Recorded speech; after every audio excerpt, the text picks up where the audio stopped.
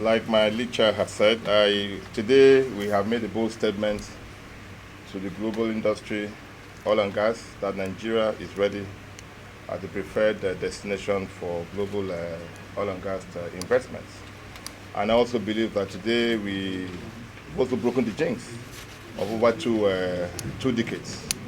Details of this bill will be made known to the public once the two chambers of the National Assembly harmonizes for a common position. But let me thank distinguished leader of the Senate, as the SNA President, and all our distinguished colleagues for the support they've given to this joint committee, and thank the host community, thank all the stakeholders on behalf of the joint committee for all the support we received.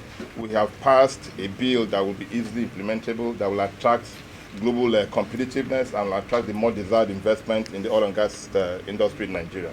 So I thank you. Thank you. My name is Sani Onobu. I write for the Nation newspapers. As a chairman of the joint committee, sir, the proposal in your bill for the host community's contribution to host community is 5%. Now, following a meeting of the seems to be an agreement that amount should remain.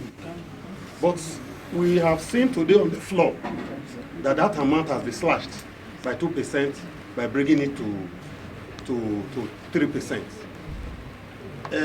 Do you think that the Niger Delta host communities have gotten a fair deal from this amendment, going by the fact that they were asking for 10% equity share? Although the bill came with 2.5% recommendation, and the committee recommended 5%. But after, like you said, there has been a series of consultations. You have to look at 2.5% of what? 3% of what? You have to look at the quantum of money involved. So after being briefed and then further explanations, it's discovered that 3% will adequately be in order in these circumstances. And you all know that this law is not infinite. In 2 months, anybody can bring an amendment. I will look at it. There's no problem with that. But as at today, what is going to go to these host communities is 3%. And 3% translates to over $500 million annually.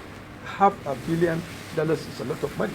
And you are talking about the operating expenditure of an oil company. So operating expenditure, that is before profit. So it's like he's dishing out money from his pocket and contributing to this fund. Now, we need to encourage investors to come in. So the more people come to invest, the more you get 3%. But if you leave it at 5%, maybe 10 investors will come. If you bring it down to 3%, maybe 20 investors will come. So we expect a lot of investors to come in, and then a lot of this 3% will translate into even higher volume than we are expecting. Well, we expect this 3% is in addition to all other existing incentives to the host community. This is an addition. This is a new thing coming in, and it's expected that the Niger Delta will reason that this 10% you are asking or more is a lot of money, and nobody can. It's not the government that is paying this in. It's the settler. It's the investor. So if you don't incentivize him, if you don't give him the atmosphere, he's not going to invest. So if he doesn't invest, and mark you, I said earlier on, there's a window here.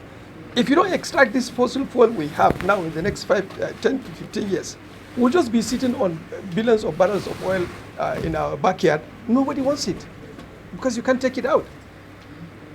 So I believe that even in the host communities, they will reason and they will see, because even the spending of this fund is going to be, they are going to be involved directly.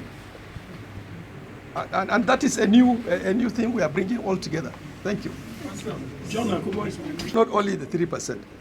There is the local content fund that is there to look after the, and then there is the Niger Delta, 13% deliberations, all this kind of thing. Well, see, like I said, this is a law we just passed, and it can change tomorrow. So if there is enough reason for it to change, it will change.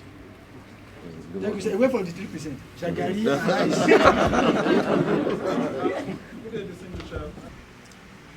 Well, I think for me the frontier building now cuts across the country, from the north down to the south, the southeast, and the and the southwest. So this fund is meant to develop the frontier building across the country.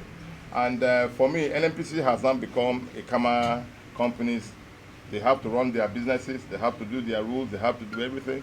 So NAPIMS now subsumes into NNPC. That's all we can say for now. And you have to remember the frontier funding, it's like an investment actually. It's not going to any community or any pocket. It's like the government is investing to get more fuel in different places. Where nobody else. No investor, where no investor, because if like now they have oil, I think in Gombe or somewhere like that, nobody is going there to invest, because you cannot go and invest. How are you going to take it out? And you don't have a refinery in Gombe. So the frontier funding will help identify areas where there are these findings, and then they will develop. This is where investors don't come in.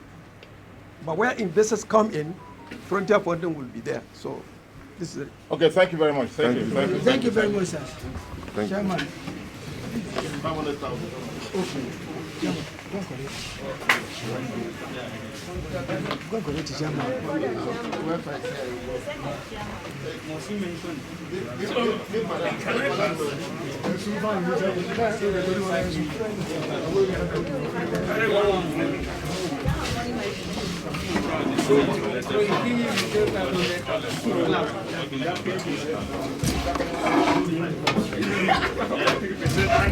Check the percentage. It's 0.00000. That property not